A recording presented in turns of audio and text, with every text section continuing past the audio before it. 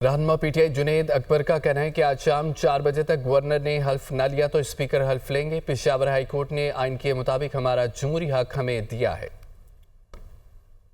Peshawar high court का शुक्रगुजार हूँ जिसने आइन के मुताबिक, कानून के मुताबिक जो हमारा जमहूरी हक था वो हमें दिया।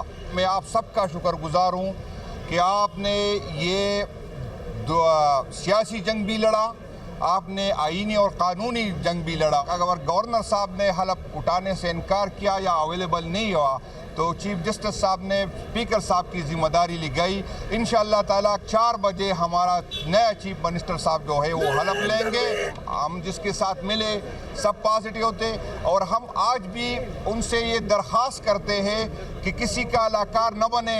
जमहूरियत की फतह हुई है, आज कानून की फतह हुई है और हम ये chief justice Peshawar high court और पेशावर हाई कोर्ट का शुक्रिया अदा करते हैं कि उसने इंसाफ का साथ दिया, मेरिट पे फैसला दिया। हम समझते हैं कि ये हमारा सूबा ये वार जोन है, यहाँ हम हालत जंग में हैं। हम सब ने इस हालत से निकालने के लिए एक दूसरे का साथ देना है। ये किसी एक पार्टी का, ये सिर्फ एक पार्टी नहीं कर सकती।